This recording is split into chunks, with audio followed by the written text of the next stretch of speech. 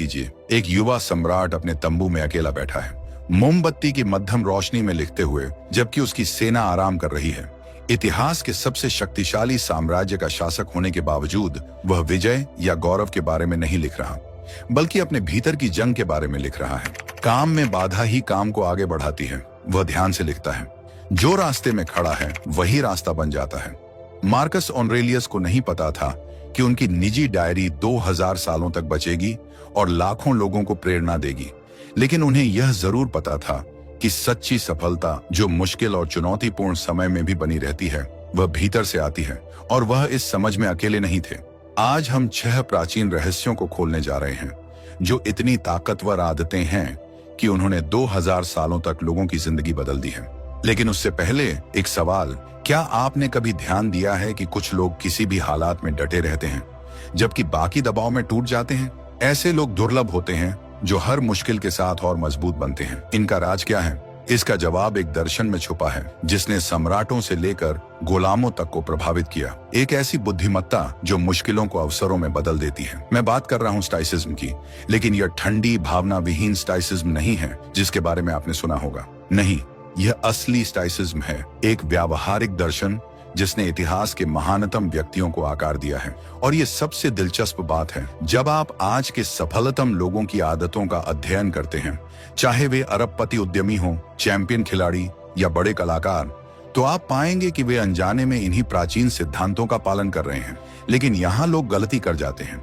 वे सफलता को एक ऐसी चीज समझते हैं जिसे बाहर जाकर पकड़ा जा सकता है, जबकि स्टॉक्स बेहतर जानते थे। वे समझते थे कि असली सफलता अंदर से शुरू होती है, उन रोजमर्रा की आदतों के जरिए जो आपको भीतर से बदल देती हैं। आदत 1, कड़ी मेहनत। आइए पहली आदत से शुरुआत करें, कड़ी मेहनत। लेकिन जिस तरह आप सोच रहे हैं वैसी नहीं। कल्पना कीजिए प्राचीन चीन में एक युवा आदमी की। हर दिन वह अपने गांव के पास एक विशाल पहाड़ को घूरता। जहां बाकी लोग इसे एक अडिग बाधा के रूप में देखते, वहीं वह इसमें कुछ और देखता। उसने एक फावड़ा उठाया और पहाड़ को तोड़ना शुरू कर दिया। लोग हंसने लगे। तुम इस पहाड़ को कभी नहीं हटा पाओगे, यह नामुमकिन है, उन्होंने कहा। वह बूढ़ा आदमी मुस्कुराया और जवाब दिया, हो सकता है मैं इसे अपने जीवन काल में पूरा न कर पाऊं, लेकिन हर दिन यह पहाड़ छोटा हो रहा है और मेरी दृढ़ता और मजबूत हो रही है, और मेरे बेटे हैं, उनके बेटे होंगे। इस पहाड़ का कोई चांस नहीं। ये कहानी चीनी इतिहास में मूर्ख बूढ़ा जिसने पहाड़ हिला दिया के नाम से मशहूर हुई। लेकिन ज्यादातर लोग एक बात मिस कर जाते हैं। यह कहानी पहाड़ के बारे में नहीं है, यह उस बदलाव के बारे में है जो हर दिन अपने पहाड़ को तोड़ने से आपके भीतर होता है। एपिक्टेटस, जो एक गुलाम थे और इतिहास के महानतम दार्शनिकों में से एक बने, ने इसे इस तरह कहा, मुझे मत बताओ कि किसी के सिद्धांत क्या हैं, मुझे बताओ कि वह क्या करता है और मैं तुम्हें उसके सिद्धांत बता दूंगा। यहाँ आधुनिक हसल कल्चर गलती कर जाती है। बात यह नहीं है कि आप खुद को थकावट तक काम करें, बात यह है कि आप हर दिन एक उद्देश्य के साथ जुटें, ये जानते हुए कि हर छोटा कदम आपके हालात और आपके चरित्र को नया आकार दे रहा है। थोड़ा सोचिए, हर बार जब आप कठिन रास्ता चुनते हैं, जल्दी उठना, एक और कोशिश करना, एक कठिन बातचीत करना, तो आप सिर्फ काम नहीं कर रहे होते, आप कुछ ऐसा बना रहे होते हैं जो सफलता से कहीं ज्यादा मूल्यवान है। आप उस आंतरिक शक्ति को बना रहे होते हैं जो सफलता को अटल बना देती है। आदत 2, धैर्य। अब बात करते हैं दूसरी आदत की, धैर्य। लेकिन मैं आपको एक ऐसी कहानी सुनाने जा रही हूँ जो आपने शायद ही पहले सुनी हो। यह कहानी अरबी साहित्य का रुख बदलने वाले एक व्यक्ति की है। अल मुतनब्बी, जिन्हें आज अरब जगत का सबसे महान कवि माना जाता है, ने अपने युवावस्था के कई साल सीरिया के रेगिस्तानों में भटकते हुए बिताए। वह सिर्फ प्रेरणा की तलाश में नहीं थे, बल्कि सबसे कठिन तरह का धैर्य सीख रहे थे। रेगिस्तान में बेदुइन कबीलों के साथ रहते हुए उन्होंने देखा कि वे पृथ्वी के सबसे कठोर वातावरण में कैसे जीवित रहते हैं। उन्होंने महसूस किया कि रेगिस्तान को आपकी समय सीमा से कोई मतलब नहीं है। वहाँ धैर्य एक गुण नहीं, बल्कि जीवित रहने की जरूरत है। सालों बाद जब उन्होंने अपनी सबसे प्रसिद्ध पंक्तियां लिखी, तो उन्होंने सिर्फ कविता नहीं रची, उन्होंने सफलता का एक ऐसा सच उजागर किया जिसे ज्यादातर लोग कभी समझ नहीं पाते। रेगिस्तान मुझे अच्छे से जानता है, रात, सवार लोग, युद्ध और तलवार, कागज और कलम। ये पंक्तियां वास्तव में क्या कह रही थी? यह कि महारत, सच्ची और स्थायी सफलता तब मिलती है जब आप प्रतीक्षा, सीखने और अंतहीन तैयारी को अपना लेते हैं। जिस तरह रेगिस्तान के लोग जानते थे कि रेत के टीलों को तेजी से पार करने की कोशिश केवल उनके ऊंटों को थका देगी, उसी तरह आपको समझना होगा कि सफलता की ओर भागने से आप उससे और दूर जा सकते हैं। स्टोइक दार्शनिक सेनेका ने ऐसी चिट्ठियां लिखी जो पीढ़ियों को प्रभावित करती रहीं। एक में उन्होंने लिखा, कोई भी अच्छी चीज अपने मालिक को तब तक खुश नहीं कर सकती जब तक वह उसे खोने के लिए तैयार न हो। सोचिए, सच्ची सफलता वह जो आपको इसे खोने के डर से परेशान नहीं करती, उस धैर्य की मांग करती है जो ऐसी नींव बनाने के लिए जरूरी है जो कभी डगमगाए नहीं। हर रातों रात मिली सफलता की कहानी पर ध्यान दीजिए। अगर गहराई से देखें तो आप पाएंगे कि उसके पीछे सालों की धैर्यपूर्वक तैयारी छुपी है। वह उद्यमी जो अचानक मशहूर हो गया, उसने 5 साल प्रयोग और असफलता में बिताए। वह कलाकार जो अचानक कामयाब हो गया, वह उस समय अभ्यास कर रहा था जब बाकी लोग सो रहे थे। लेकिन यहाँ सबसे महत्वपूर्ण बात है जो लोग अक्सर भूल जाते हैं, धैर्य निष्क्रिय नहीं है। इसका मतलब यह नहीं कि आप बैठकर सफलता का इंतजार करें। यह प्रक्रिया में खुशी ढूंढने के बारे में है। ये समझने के बारे में है कि जो भी कौशल आप अभी सीख रहे हैं, जो भी रिश्ते आप बना रहे हैं और जो भी छोटी छोटी जीत आप हासिल कर रहे हैं, वे सभी मिलकर कुछ ऐसा बना रहे हैं जिसकी कल्पना आप अभी नहीं कर सकते। स्टोइक दर्शन में समय को समझने का एक अद्भुत तरीका था। वे समय को एक नदी की तरह देखते थे जो लगातार बहती रहती है। आप पानी को पकड़कर उसे तेज नहीं बहा सकते, लेकिन आप बेहतर जहाज बना सकते हैं, बेहतर उपकरण तैयार कर सकते हैं और इसे सही तरीके से इस्तेमाल करना सीख सकते हैं। तो खुद से पूछिए, जो कुछ भी आप अभी अनुभव कर रहे हैं, वह संघर्ष, वह असफलताएं, वह धीमी प्रगति, क्या यह आपकी सफलता में देरी कर रहा है या फिर यह आपको ऐसी सफलता के लिए तैयार कर रहा है जिसे आप इस तैयारी के बिना संभाल नहीं पाते? याद रखिए, वही गर्मी जो मक्खन को पिघला देती है, स्टील को मजबूत बनाती है। आपकी चुनौतियां आपके दुश्मन नहीं हैं, वे ऐसे औजार हैं जो आपको एक ऐसे व्यक्ति में ढाल रही हैं जो सफलता को संभाल सके जब वह आपके पास आए। आदत 3, त्याग। अब बात करते हैं एक ऐसी चीज की जिसे अक्सर सफलता के गुरु बड़ी आसानी से छोड़ देते हैं, त्याग। तीसरी आदत जो स्टोइक विचारधारा को मानने वालों को सपने देखने वालों से अलग करती है। एक प्राचीन जापानी कहानी है। एक युवा समुराई एक जैन मास्टर के पास गया सफलता का रहस्य सीखने के लिए। मास्टर ने उसे चाय पर बुलाया। दोनों बैठे और मास्टर ने समुराई के कप में चाय डालनी शुरू की। कप भर गया, फिर छलकने लगा। इसके बावजूद मास्टर चाय डालते रहे। अंततः समुराई से रहा नहीं गया। उसने कहा, मास्टर, यह कप तो भर चुका है, अब इसमें और चाय नहीं आएगी। मास्टर मुस्कुराए और बोले, तुम भी इस कप की तरह हो, अपनी इच्छाओं, महत्वाकांक्षाओं और विचारों से भरे हुए। जब तक तुम खुद को खाली नहीं करोगे, नई चीजें कैसे सीखोगे? यह कहानी सिर्फ सीखने के बारे में नहीं है, ये उस मूलभूत सत्य पर रोशनी डालती है जो हर सच्चा सफल व्यक्ति समझता है। कुछ नया पाने के लिए पहले आपको कुछ पुराना छोड़ना होगा। एपिक्टेटस ने इसे बड़ी खूबसूरती से कहा था, अगर तुम सुधार चाहते हो तो मूर्ख और अज्ञानी कहलाने के लिए तैयार रहो। जरा सोचिए, क्या आप खुद को मूर्ख दिखने देने के लिए तैयार हैं, सिर्फ इसलिए कि आप कुछ नया सीख रहे हैं? क्या आप अपने कंफर्ट जोन को छोड़ने के लिए तैयार हैं? क्या आप अपने वर्तमान पहचान को त्यागने के लिए तैयार हैं ताकि उस व्यक्ति में बदल सकें जो आप बन सकते हैं? लेकिन यहाँ पर लोग त्याग का गलत मतलब निकालते हैं। वे सोचते हैं कि त्याग का मतलब है उन चीजों को छोड़ना जो उन्हें पसंद है। असल में त्याग का मतलब यह नहीं है। सच्चा त्याग वह है जब आप किसी और चीज से इतना प्यार करते हैं कि बाकी चीजों को छोड़ना स्वाभाविक लगता है। प्राचीन अफ्रीका से एक कहानी है जो इसे बेहतरीन तरीके से समझाती है। माली के राजा मनसा मूसा, जिन्हें मानव इतिहास का सबसे धनी व्यक्ति माना जाता है, अपने राजत्व से पहले ज्ञान के विद्यार्थी थे। उनके शिक्षकों ने उन्हें एक सच्चाई बताई जिसने उनका जीवन बदल दिया। जो पक्षी ऊंचा उड़ना चाहता है, उसे पहले डाली को छोड़ना होगा। सोचिए, वह डाली बुरी नहीं है, वह आरामदायक है, सुरक्षित है। लेकिन अगर आप कभी उसे नहीं छोड़ेंगे तो आप कभी नहीं जान पाएंगे कि आप कितनी ऊंचाई तक उड़ सकते हैं। आधुनिक शोध भी इसे समर्थन देता है। अध्ययन बताते हैं कि हमारा मस्तिष्क स्वाभाविक रूप से उन चीजों को पकड़ कर रखता है जो हमारे पास है। इसे एंडाउमेंट इफेक्ट कहते हैं। हम उन चीजों को ज्यादा महत्व देते हैं जो हमारी हैं, भले ही वे हमें आगे बढ़ने से रोक रही हों। लेकिन स्टोइक इस सच्चाई को गहराई से समझते थे। मार्कस ऑरेलियस ने अपनी डायरी में लिखा, फैसले को छोड़ दो, मुझे चोट पहुंची है, इस सोच को छोड़ दो और खुद चोट भी चली जाएगी। ये भावनात्मक त्याग के बारे में है। उन कहानियों को छोड़ देना जो हम खुद को सुनाते हैं और जो हमें छोटा बनाए रखती हैं। लेकिन अब इसे व्यावहारिक बनाते हैं। इसका आपके लिए क्या मतलब है? इसका मतलब है कि सफलता आपसे यह स्पष्टता मांगती है कि आप क्या छोड़ने को तैयार हैं। यह हो सकता है सुबह देर तक सोने का आराम, उस नौकरी की सुरक्षा जो अब आपकी काबिलियत से छोटी हो चुकी है, वह पहचान जहां आप कभी असफल नहीं होते क्योंकि आपने कभी ईमानदारी से कोशिश ही नहीं की। स्टोइक एक शक्तिशाली सवाल पूछते थे, आप किन चीजों को पकड़े हुए हैं जो आपको पीछे रोक रही हैं? अब आप खुद से यह सवाल पूछिए, क्या आप उस डाली को छोड़ने के लिए तैयार हैं ताकि आप अपने जीवन की असली उड़ान भर सकें। आदत 4, स्थिरता। अब बात करते हैं चौथी आदत की। त्याग का कोई अर्थ नहीं है अगर उसमें स्थिरता नहीं हो। त्याग के साथ स्थिरता जोड़ने पर ही असली जादू होता है। प्राचीन चीन से एक बेहद दिलचस्प कहानी है, बांस के पौधे की वृद्धि का रहस्य। जब इसे लगाया जाता है, पहले 4 साल तक जमीन के ऊपर कुछ नहीं दिखता, कुछ भी नहीं।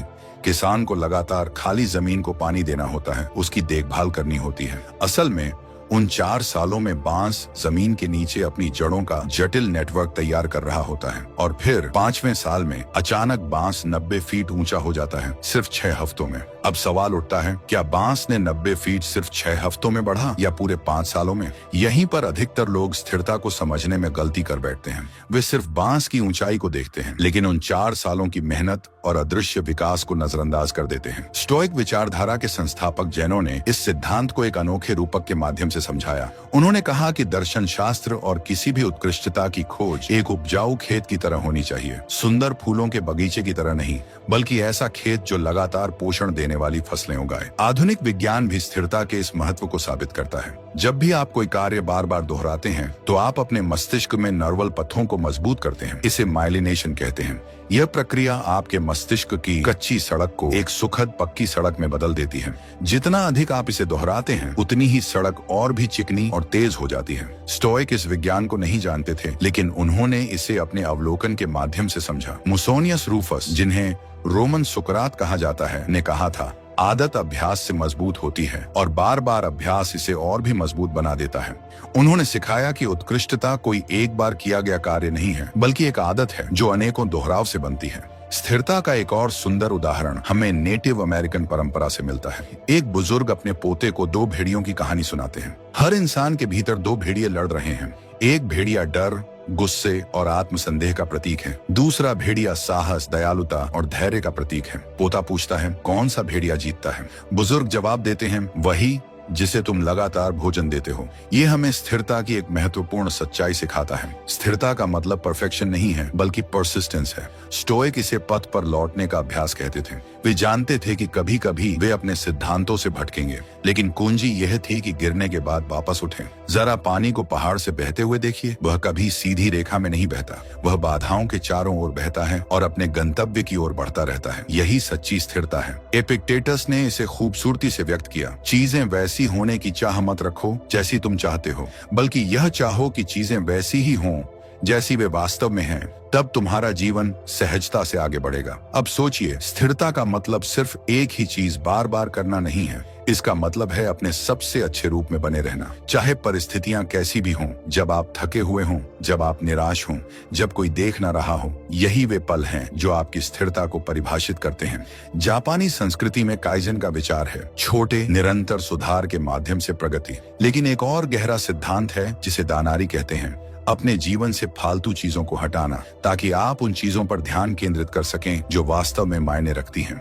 जब आप इन विचारों को स्टोइक ज्ञान के साथ जोड़ते हैं तो आपको कुछ शक्तिशाली मिलता है। ये समझ कि स्थिरता का मतलब अधिक चीजें करना नहीं है, बल्कि सही चीजों को बार बार पूरी लगन और ध्यान से करना है। अब इस खंड को समाप्त करते हुए आपसे एक सवाल, वह कौन सा छोटा कार्य है जो अगर आप नियमित रूप से करें तो अगले साल में आपका जीवन बदल सकता है? और उसे लगातार करने के लिए आपको क्या त्याग करना होगा? याद रखें, असाधारण उपलब्धियों का रास्ता साधारण दिनों से बनता है, जो लगातार आपकी चुनी हुई दिशा में निवेश किए जाते हैं। आदत 5, अनुशासन। अब हम 5वीं आदत पर पहुंचते हैं, अनुशासन। लेकिन यहाँ अनुशासन का मतलब वह नहीं है जैसा आप सोच सकते हैं। स्टोइक दार्शनिकों ने अनुशासन के बारे में एक गहरी समझ विकसित की थी, जो आज की आधुनिक सेल्फ हेल्प में अक्सर छूट जाती है। आइए प्राचीन ग्रीस की एक कहानी से शुरू करें। आपने ओडिसियस की कहानी सुनी होगी, जो ट्रोजन युद्ध के बाद अपने घर की ओर लंबे सफर पर निकला था। लेकिन इस कहानी का एक हिस्सा हमारे लिए खास मायने रखता है। जब ओडिसियस सायरन के द्वीप के पास पहुंचा तो उसने एक अद्भुत काम किया। सायरन का गीत इतना मोहक था कि यह नाविकों को उनके विनाश की ओर खींच लेता था। लेकिन ओडिसियस ने सिर्फ अपनी इच्छा शक्ति पर निर्भर नहीं किया। उसने अपने साथियों से कहा कि वे उसके कानों में मोम भर लें और उसे जहाज के मस्तूल से बांध दें। उसने एक ऐसा अनुशासन बनाया जिसमें असफलता लगभग असंभव हो गई। यह कमजोरी नहीं थी, यह बुद्धिमत्ता थी। सही अनुशासन क्या है? यह हर पल संघर्ष करने के बारे में नहीं है। यह अपने जीवन को इस तरह व्यवस्थित करने के बारे में है कि सफलता लगभग स्वाभाविक हो जाए। स्टोइक स्टोइक दार्शनिक एपिक्टेटस, जिन्होंने गुलामी से शुरुआत की और इतिहास के सबसे महान शिक्षकों में से एक बने, ने इसे इस तरह कहा, कोई भी व्यक्ति स्वतंत्र नहीं है जो अपने आप का स्वामी नहीं है। लेकिन यहाँ दिलचस्प बात यह है, एपिक्टेटस ने सिखाया कि आत्म स्वामित्व हर पल खुद से लड़ने से नहीं आता, बल्कि अपनी प्रकृति को समझने और उसके साथ काम करने से आता है। एक और प्रेरणादायक कहानी, पाइथागोरस की बेटी डीमो को उनके पिता ने अपने पांडुलिपियां सौंपी और वादा लिया कि वह उन्हें कभी बेचेगी नहीं। डीमो ने गरीबी में अपना पूरा जीवन बिताया, लेकिन अपने पिता की इच्छा का पालन किया। उसने कहा, मैं गरीबी में मरना पसंद करूंगी, लेकिन अपने पिता की इच्छा का पालन न करना नहीं।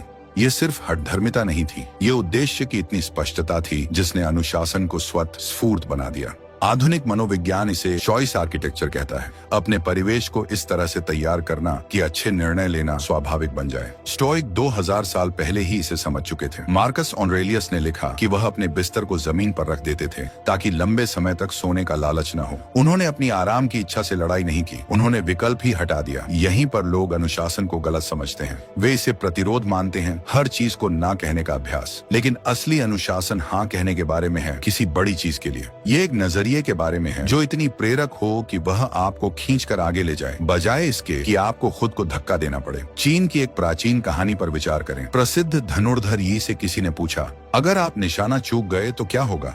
यी ने जवाब दिया, एक मास्टर धनुर्धर लक्ष्य को लेकर चिंतित नहीं होता, वह अपने फॉर्म को सही करने की चिंता करता है। फॉर्म को सही करो और लक्ष्य पर निशाना लगाना स्वाभाविक हो जाएगा। यही है असली अनुशासन। ये इच्छा शक्ति के संघर्ष से नहीं, बल्कि समर्पित अभ्यास के स्वाभाविक प्रवाह से आता है। जब आप इसे समझ जाते हैं तो अनुशासन सजा होने के बजाय मुक्ति बन जाता है। लेकिन अनुशासन का एक और पहलू है जो स्टोइक दर्शन को खास बनाता है। ये सिर्फ कर्मों को नियंत्रित करने के बारे में नहीं है, यह प्रतिक्रियाओं को नियंत्रित करने के बारे में है। एपिक्टेटस ने सिखाया, ये मायने नहीं रखता कि आपके साथ क्या होता है, जो मायने रखता है वह यह है कि आप उस पर कैसे प्रतिक्रिया देते हैं। ये मन का अनुशासन है और यह शारीरिक अनुशासन से कहीं अधिक शक्तिशाली है। तो सवाल यह है, क्या आप खुद के लिए ऐसे सिस्टम बना रहे हैं जो आपकी असफलता को कठिन और सफलता को आसान बना दें? और क्या आप अपनी प्रतिक्रियाओं पर काम कर रहे हैं ताकि आपका मन हमेशा शांत और अनुशासित रहे? इसी से अब हम पहुंचते हैं अंतिम आदत पर।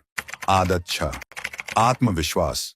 लेकिन यह उस प्रकार का आत्मविश्वास जैसा नहीं है जिसे आज की सोशल मीडिया पर दिखाया जाता है। यह कुछ बहुत गहरा है, जिसे स्टोइक स्वावलंबन कहते थे। यह वह अडिग विश्वास है जो आपकी अपनी क्षमताओं और मूल्य को जानने से आता है। ज़ैनब अल गंजाली की कहानी से प्रेरणा लें। वह 20वीं सदी की एक मिस्र की एक्टिविस्ट थीं, जिन्होंने अपने विचारों के कारण वर्षों जेल में बिताए। अपने सबसे कठिन क्षणों में उन्होंने पैगंबर यूसुफ की कहानी याद की। यूसुफ ने कहा था, यहाँ तक कि जेल में भी मेरे रब ने इसे मेरे लिए अच्छा बनाया है। ये अंधी आशावादिता नहीं थी, ये एक गहरा आत्मविश्वास था जो इस समझ पर आधारित था कि बाहरी परिस्थितियां आपके मूल्य को परिभाषित नहीं करती और न ही आपकी संभावनाओं को सीमित करती हैं।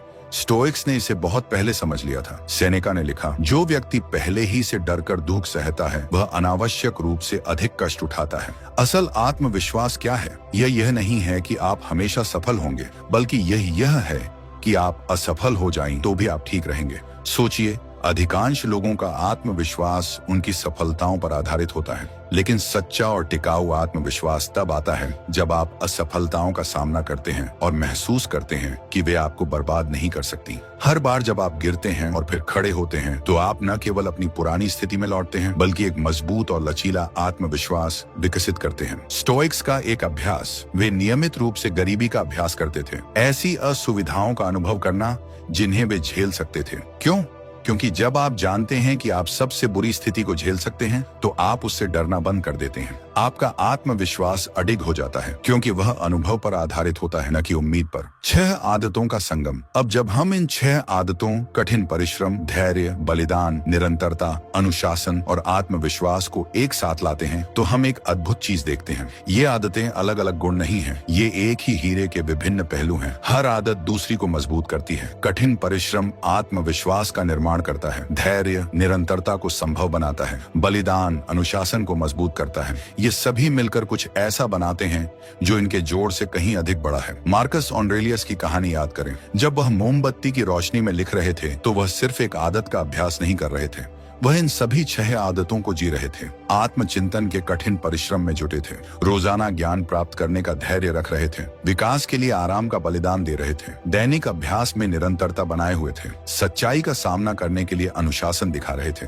और यह विश्वास रखते थे कि उनके प्रयास मायने रखते हैं, भले ही कोई और उन्हें कभी न देखे। आपकी चुनौती क्या है? इन सभी आदतों को एक साथ अपनाने की कोशिश मत कीजिए। एक से शुरुआत करें। शायद वह सुबह अपना बिस्तर ठीक करना है, अनुशासन का एक छोटा सा कार्य। शायद वह 10 मिनट शांत चिंतन में बिताना है, धैर्य का अभ्यास। या शायद वह अपने कंफर्ट जोन को छोड़कर वह महत्वपूर्ण बलिदान करना है। याद रखें, सफलता कोई घटना नहीं है, ये एक प्रक्रिया है। जैसे एक तितली अपने कोकून से निकलती है, आपकी सफलता भी इन आदतों के दैनिक अभ्यास से उभरेगी। आखिरी कहानी, एक गरीब द्वीप मदिरा से एक दुबले पतले लड़के की, जिसे लोगों ने कहा था कि वह फुटबॉल में कभी सफल नहीं होगा। आज वह लड़का क्रिस्टियानो रोनाल्डो के नाम से जाना जाता है। रोनाल्डो की कहानी सिर्फ फुटबॉल की नहीं है, यह इन 6 आदतों को दृढ़ता से अपनाने की कहानी है। युवा रोनाल्डो रात में अकेले अभ्यास करते थे जब दूसरे बच्चे सो रहे होते थे। यह सिर्फ कठिन परिश्रम नहीं था, यह वह बलिदान था जिसने सपने देखने वालों और सपने पूरा करने वालों को अलग किया। उनके शुरुआती दिनों से लेकर आज तक उनकी आदतें वही हैं। उनकी सफलता इन आदतों का प्रमाण है। अब आप पर निर्भर है, आपकी रोनाल्डो जैसी ट्रेनिंग क्या है? वह कौन सी आदत है जिसे आप सिर्फ एक दिन, एक हफ्ते या एक महीने के लिए नहीं, बल्कि अपने जीवन का हिस्सा बनाना चाहते हैं? याद रखें, महानता उन लोगों के लिए आरक्षित नहीं है जो विशेष प्रतिभा के साथ पैदा होते हैं। ये उन सभी के लिए उपलब्ध है जो इन 6 आदतों को अपनाने का साहस रखते हैं। आपकी यात्रा आज शुरू होती है। आप तैयार हैं?